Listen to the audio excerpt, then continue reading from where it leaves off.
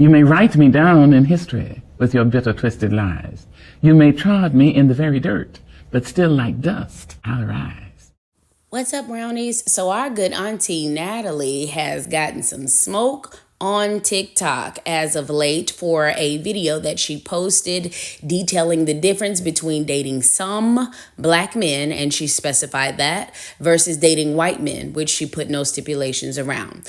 Now, for context, I did want to go ahead and post a graphic from an actual network television show that she did about a decade ago, and then also her bio, so that you will know that for a living, she is a dating coach. So this is her actual job and field of expertise and her literal business. So let's play the video and I'll come back. What's the difference between dating some black men and the white man? The white man is going to call you and invite you out. The black man is going to text you, "Good morning, beautiful. Hello, gorgeous. What you doing?" The white man is going to take you to a very nice dinner and pay for it. The black man is going to ask you, "What you cooking? Can I come over?" The white man is going to take you to get your tire fixed and pay for it. The black man is going to tell you you need to get your tire fixed. The white man is going to buy you a very special gift for your birthday.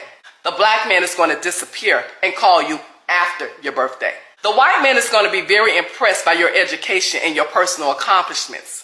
The black man is going to be intimidated by your education and your personal accomplishments. The white man is going to raise his kid, take care of his kid, spend quality time with his kid. The black man is going to get you pregnant and abandon you and the kid. The white man wants a relationship that leads to marriage and family. The black man wants a situationship that leads to nothing. The white man is going to date you, propose to you, and then marry you. The black man is going to shack up with you and play house with you. The white man is going to be clear in his communication when it comes to you. The black man is going to mislead you, play head games with you, and then confuse you. What's the difference between dating some black men and the white man? Everything. Stop being loyal to a community of men who are not loyal to you. Explore your options, think outside of the box, and you'll be amazed at the experiences on the other side. Well, that was interesting. Now, a lot of her advice that I've seen in snippets has really been spot on. So this video kind of surprised me. I would have liked to see more balance in it, to where to completely admonish one race and then to praise the other is just, it lacks balance. And of course, that's one of my core principles. Balance equals righteousness. Anything that lacks balance will inevitably lead to chaos. And I thought that that advice was a bit chaotic, because we are assuming that all people of one race have the same character, and that just doesn't make sense. So in order to remedy that, I did my own little remix. Let's take a listen and tell me what you think. What's the difference between dating a fuckboy and the white? A good man. A good man. It's going to call you and invite you out. a fuckboy It's going to text you, "Good morning, beautiful. Hello, gorgeous. What you doing?" A good man. It's going to take you to a very nice dinner and pay for it. a fuckboy It's going to ask you, "What you cooking? Can I come over?" A good man. It's going to take you to get your tire fixed and pay for it. a fuckboy And it's going to tell you you need to get your tire fixed. A good man. It's going to buy you a very special gift for your birthday. a fuckboy It's going to disappear and call you after your birthday. A good man. It's going to be very impressed by your education and your personal accomplishments. a fuckboy And it's going to be intimidated by your education and your personal accomplishments. A good man. It's going to raise his kid, take care of his kid, spend quality time with his kid. a fuckboy And it's going to get you pregnant and abandon you and the kid. A good man. He wants a relationship that leads to marriage and family. a fuckboy He wants a situationship that leads to nothing. A good man. It's going to date you, propose to you, and then marry you. a fuckboy It's going to shack up with you and play house with you. A good man. It's going to be clear in his communication when it comes to you. a fuckboy It's going to mislead you, play head games with you, and then confuse you. What's the difference between dating A good man. and a fuckboy everything? Stop being loyal to a community of men who are not loyal to you. Explore your options, think outside of the box, and you'll be amazed at the experiences on the other side. So to be clear, I use characters in my edited version because I'm trying to make the point that it's going to be a man's character that determines how he treats women and what he values rather than his race. And I do want to be fair to her and give some more background and research, add that to what she was saying at the end of her video about Black women being race loyal and the need for Black women to open up their options, which is something that you have seen more and more in the past 5 to 10 years. Well, actual academic research has been done on this and placed in a book over a decade ago by Ivy League graduate and Stanford professor Ralph Richard Banks.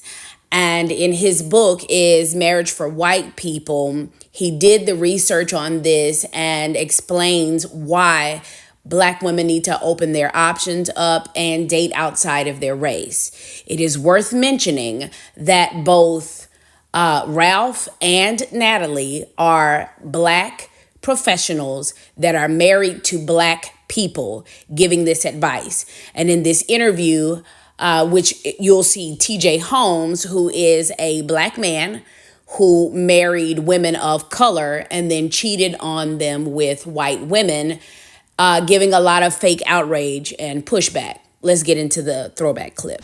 The question is marriage for white people? That's the title of a controversial new book that examines the state of African American marriage.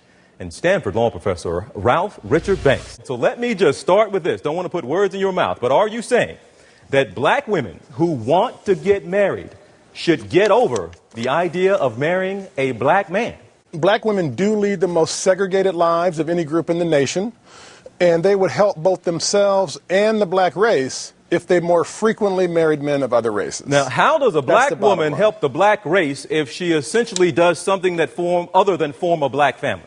And she helps the Black race because simply by opening herself to men of other races, she helps to undo the power imbalance between Black men and women, which is really at the root of so much of the problem.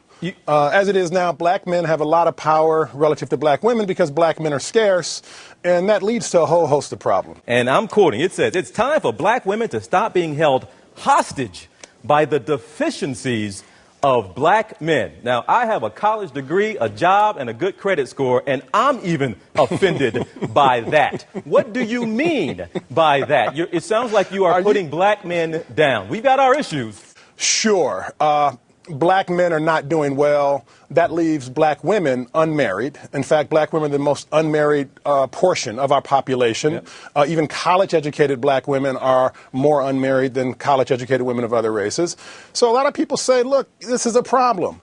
Twice as many Black women as men graduate from college, but we can't solve it until Black men are doing better. And in essence, that's saying until Black men are doing better, Black women have to suffer all of the burdens that come with raising children on their own, with not having partners. But we talk about a suitable partner, and you do. If you have a college education, sure, you'd like to have somebody who also has a college education. If you're making a certain salary, it'd be nice if the person you're marrying has a comparable salary. But it seems in some of the theme of your book, you're saying if you marry someone who doesn't have the same education level or make as much money, and I think you use the word, another quote, that you're actually marrying down in some way.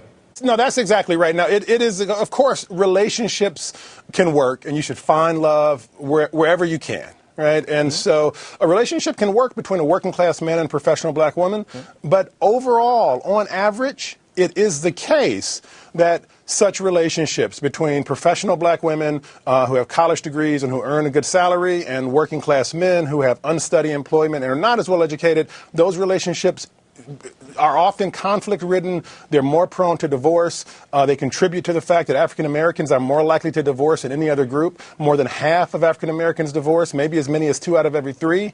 And these are not good outcomes. It would be better for women to find a man of their own class, even if he is of a different race. Now, once again, this is not just an opinion. This is academic research. and data and statistics that has gone into writing this book. And also, we're taking the word of a man who legit married his equal. He and his wife are both Harvard graduates. They are both now Stanford professors, and they are also both published authors. They have 3 Black sons together, and also they've been married for over 25, almost 30 years now. You understand what I'm saying? Versus TJ, who marries Black-ish women of color, air quotations, and just, cheats on them. And I think he's on his 2nd or 3rd marriage. Like, this is like, stop with the fake outrage, because you don't even want Black women.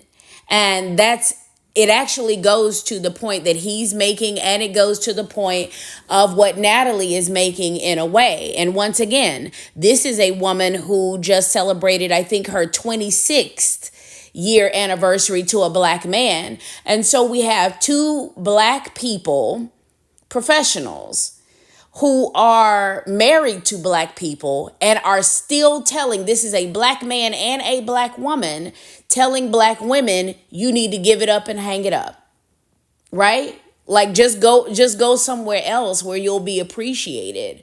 And if that wasn't disheartening enough, let's listen to some testimonials or watch some testimonials from both a Black and a white woman, and it's giving the same experience.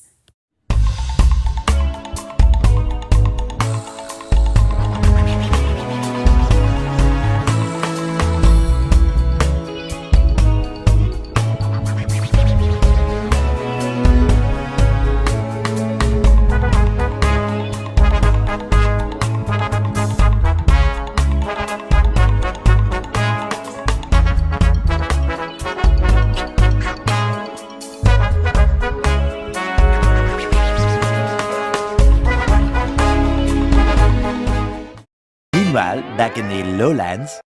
Hey TikTok, so let's talk about my dating life. I have one. Oh my god, I have one. I've been seeing a guy for about 3 weeks now, and am learning a whole lot about dating a man of different color. A whole lot. He is about 3 or 4 years older than me, and dating an African American man is totally different than dating a Caucasian man. Where a Caucasian man is like, hey baby, I was thinking about you last night, blah blah. Some Black men will send you a text and go, bitch, why the fuck you ain't answering my call? And not in a mean way, but in a way that just makes me laugh. And oh my god, the attention I get from him is amazing. It's something I have not had in a very long time. So yeah, there's that. I'm excited. 3 weeks later. Hey TikTok, I haven't been on here in a minute. You'll have to excuse the snoring. It's my dog.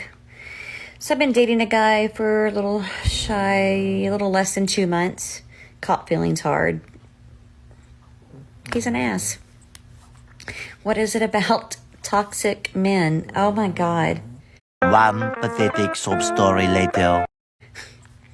Ghosts me constantly, has nothing, will just not talk to me, and then just come back and act like nothing is going on. I am very suspect of him, as I probably should be.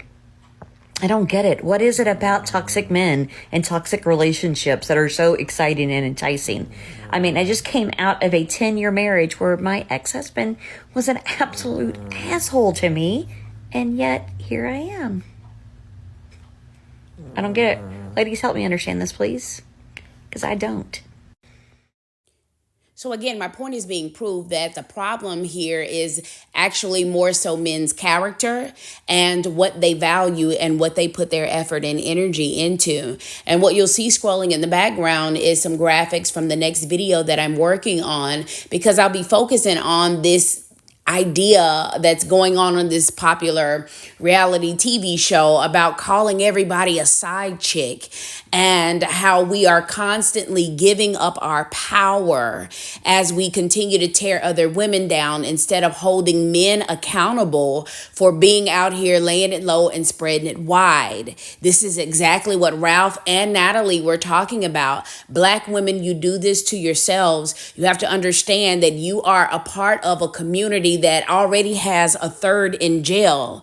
And when you add in a problem with colorism and self-hatred, and then also that some men really like other men, whether they admit it or not, or whether they're open, that's another challenge that you have. It seems that a bunch of you are fighting over the same handful of men, and this is why you end up sharing them. But once again, you all are dragging each other about this when who you need to hold accountable is the men for not making a decision and sticking with one woman at a time. However, as Ralph pointed out in his book, because you all don't demand for them to, and because there's so many more of you than them, they don't have to.